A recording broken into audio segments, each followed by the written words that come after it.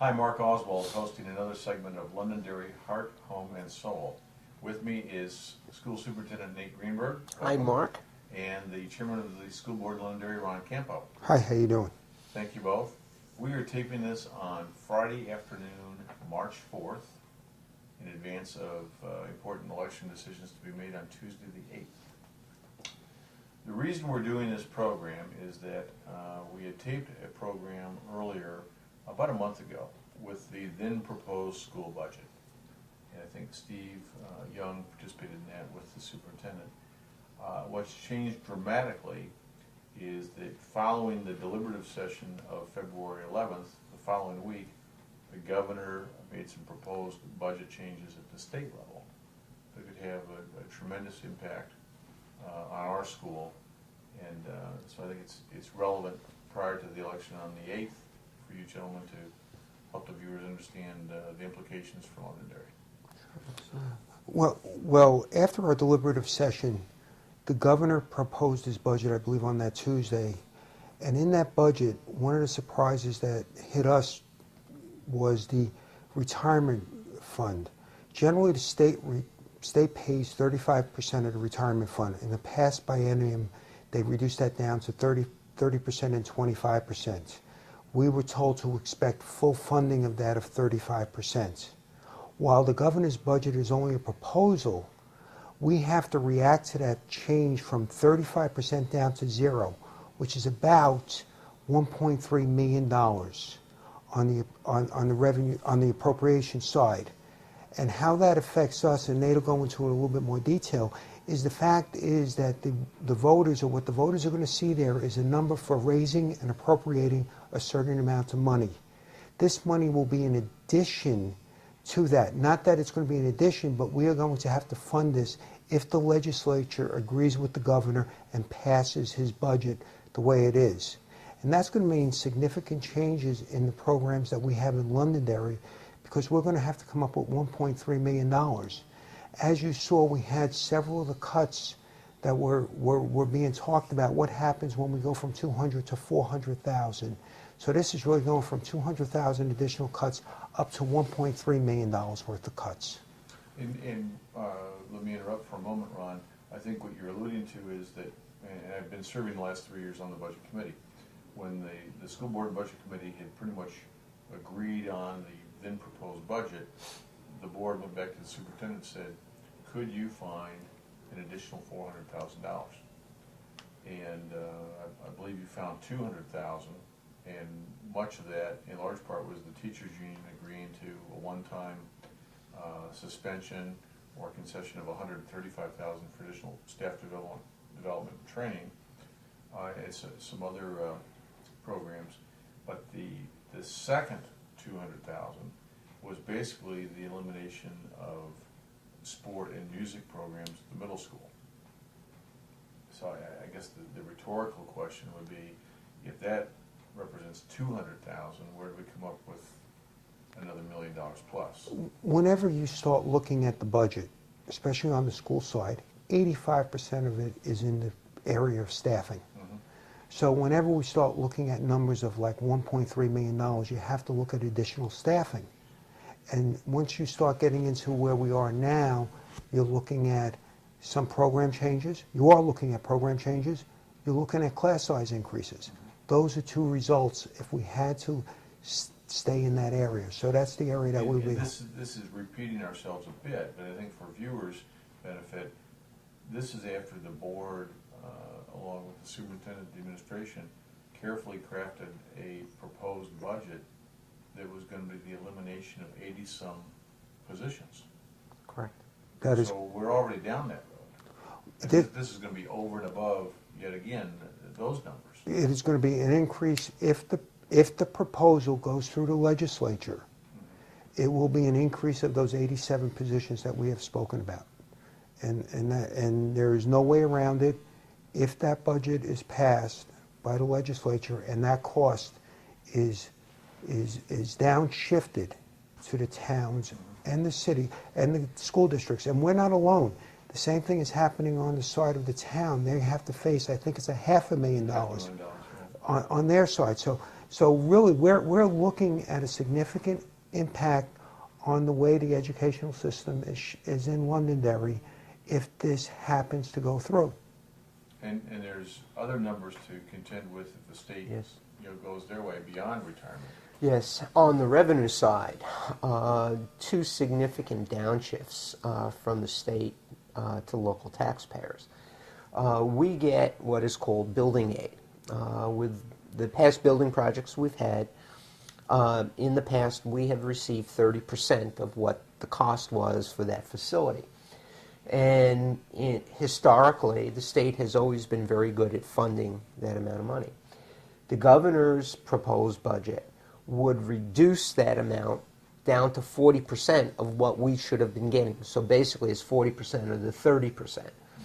In addition, there was a significant proposal regarding catastrophic aid. Now, catastrophic aid is money that we get a year after we spend based on some outstanding costs for special education. In other words, if we have a youngster who's, let's say, placed out of district, if that cost is more than 3.5 times average per pupil cost, we get 80% above that.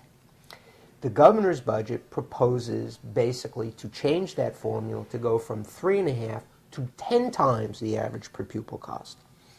So that would mean a significant loss of revenue for us. So the reduction in building aid and the reduction in catastrophic aid would total $681,000 on the revenue side. So that obviously has an impact on how we look at the budget and the revenues that would be coming into the community. And to just build on a point that Ron had made before, one of the big concerns that we have had is that the state is looking to balance their budget by downshifting costs to the local level, whether it's school district or the town.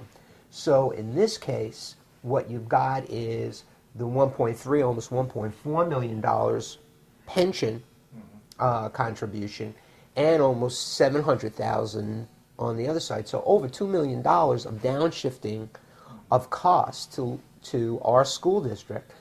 And it's very similar to what's happening in other school districts and other towns across the state. And it does have and will have a big impact on how we look at programs and services. And it's critical, I think, for our citizens in Londonderry to contact their representatives, contact the chair people of the House Education Committee, Senate Education Committee, Senate Finance, House Finance, and express their displeasure at this downshifting of costs to the local level. I thought the mayor of Nashua did a good job of summarizing. She is with the same party as the governor, and she said, Governor, if solving your problem dumps it in our lap with no premeditation in terms of advance notification, then it's not solving the problem. Right. Absolutely. I mean, apparently Concord doesn't have the same calendar that the rest of the state does. No, they don't. Everybody's going through deliberative sessions and town meetings now, and for them to come out with these proposals, I mean, the horses have already left the barn. And they won't have this finalized until July 1. Right. And that's the biggest problem we're seeing here is we don't know where to go. So we're going to have to make compensatory actions in order to see what the worst case scenario is. So that puts us in a bind also with our personnel. I think that the sad commentary and truthful is the school system in Londonderry.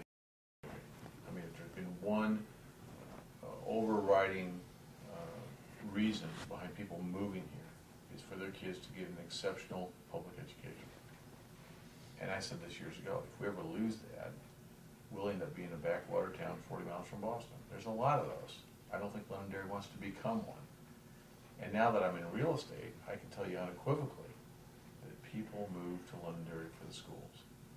So if people are concerned about an increase in taxes, I get that. I'm concerned about my taxes increasing too.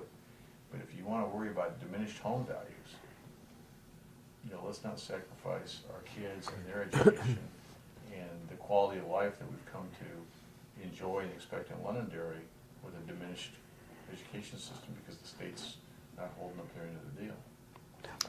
Yeah, Go ahead. I think it's really important to make the following statements. I think the board exercised dual responsibilities during the budget process. They looked at the quality of programs and services and also how efficient and effective we were in delivering those services and where could we find cost savings or efficiencies to do it. And, you know, as we mentioned during the budget process, the fact that we had in-house special education programs that are going to save us over $7 million next fiscal year. Our energy management program has saved us over the last 9 years several $1 million and will be $300,000 in savings next year and a whole slew of other savings. So we've tried to be very efficient and effective.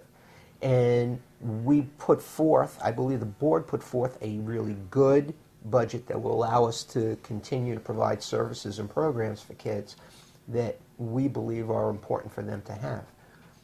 What's crippling to us is this delayed action by the state, proposed action by the state, which will have a significant impact on our ability to deliver services to students.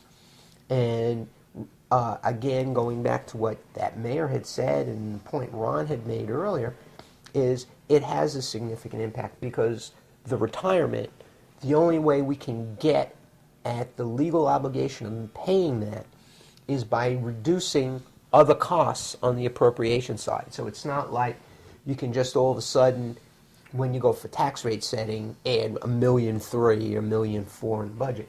So what we would have to do is make reductions in programs and services on the appropriation side to meet that legal obligation. And that is going to that would significantly impact programs and services for kids. And that's why it's critically important, excuse me, that our citizenry get in touch with their representatives and say, this can't happen. This is not the right way to approach it. And it's critically important that you address this issue so that we can continue to provide an appropriate level of service and programming for our kids. In this budget cycle, the superintendent and school board try to be professional about this. There is no, oh my God, this is all that's going to happen. We presented a budget. The instructions from the board to the superintendent and his instructions to his staff was we want to provide the services. How can we provide the services at a reduced cost? And I think the superintendent and his administration did a tremendous job with the budget being less than last year's budget, the budget we're in this year. So, I mean, that was a significant change. And now we're coming back, and again, to harp on it again, if you want to reduce your budget, if the state level, then reduce the budget. Don't take those costs and drop them down to the next level, downshift them down to us, and say, wow, look at us, we reduced our budget. No, they haven't reduced their budget. It's still the same budget, they just reduced their costs down to us. And this is after the legislature last year increased the medical subsidy in the retirement fund to make it, to increase the cost again. We're paying a significant amount. Each year we're paying more because the legislature for the last 30 or 35 years has been managing this retirement fund, and each time they manage it, they've been playing a little game with the revenue portion of it from the towns and their portion of it in. And now they've taken the final step in it and pushed it all down to the town. Wonderful situation to be in. They have all authority, no responsibility for the cost. Well, what do we know about big gaming? Because with casinos, the house always wins, Right. Or at least the vast majority of the time. So we got a legislature that's not sure they want to pass casino gambling, but they in fact are the house, and they're going to win. They're going to just dump it all in our laps, and dust their hands of it. And again, I think, if the people go away with one item out of the show, is that they need to contact their legislature and let them talk about it. This is not about reducing taxes at the state level and making government smaller at the state level. This is downshifting the cost to their taxpayer, the homeowner. And it's not Londonderry, it's Nashua, it's Manchester, it's all these towns and cities around here are getting to see this cost that's going to be downshifted to them, and they're going to see either less services or higher taxes. So I think that's it. If they would contact their legislature and let them know how they feel, pro or con about it, I think that would be an excellent idea. I came across a quote from an anonymous author not too long ago, and it was, "Knowledge is knowing that a tomato is a fruit. Wisdom is knowing that you don't put that tomato in your fruit salad." The problem we have with the state is their knowledge is they have a budget that they want to reduce. Their wisdom, if you want to call it that, is putting that tomato right in our fruit salad, and then at the same time taking out the grapes, taking out the melon, taking out the blueberries, and taking out the strawberries. So that's the way they've approached it, or at least proposed to approach it. And we're sitting at the table thinking we're going to have fruit salad, and what we have is a little piece of tomato. So I think the issue is we believe we've stepped up to the plate to address the existing economic conditions and preserve our programs and services that our kids need, and also to be part of the economic engine for Londonderry. We now need the state for them to step up and fulfill their legitimate responsibilities to do it. It's kind of like, you know, I bought a house, I have a mortgage, and I'm supposed to make my mortgage payment, which is the state giving us their money, and then all of a sudden I say, well, no, I'll tell you what, my next door neighbor, he's going to pay my bill now. And that's really what they're doing. And they have, not only do I feel, a legal obligation to fulfill, but also a moral obligation to address those issues. Yeah, it's an ethical question, I think. If you want to change the rules of the game, fine. Do it before the season starts. Correct. You don't wait till you're halfway or 3/4 of the way through the season and say, oh yeah, we're now going to alter the way that we play the game. Absolutely. And to take your analogy one step further, it's like we finished the game, which we basically did when we came to deliberative session. And then all of a sudden they said, well, you know, that home run you hit in the third inning to get us ahead, that I think we'll make that a foul ball. So now the score is now 4-3, the other team. All right, and that's basically what they've done. And the other thing, Mark, we've got to remember is when they downshifted the cost last time, the 35% down to the 25%, the cities and towns in New Hampshire have taken them to court under the 28A with the law. That lawsuit is still pending, and now they're going the full distance, and we still don't have resolution of that lawsuit. So I mean, you look in here as a case where if the state loses, where they're going to come up with the money for all this stuff again for the last 2 years. So again, it's not a new issue with them. It's a case that we've asked, that we've taken to court. Londonderry, the town of Londonderry, and the school district are part of the lawsuit that's suing the suit, that it's not constitutionally correct, and it's a constitutional question about a 28A law which says they cannot mandate programs on cities and towns without paying for it. Right. That's right, because with the retirement thing, going back to when it started, the state made it mandatory for public employees to be part of the retirement system. The state said, we'll pick up 35% of the cost, because now we're requiring everybody to go. So now all of a sudden, we're not going to do this anymore? Thank you both. Thank you, sir. Thank you, sir. Thank you, Londonderry, for watching. Call Governor Lynch's office, 271-2121. Call Sharon Carson, our state senator. Call the state representatives that represent us here in Londonderry. Make your voices heard. Make your concerns known, that we want to maintain the excellent public school system we have here in Londonderry. And we're only asking for equitable and fair treatment. Let's not change the rules while the game's been played. As always, thanks for watching. Be of good heart. Don't forget to vote Tuesday, March 8th, 7 a.m. to 8 p.m. at the high school gym. Thanks for watching.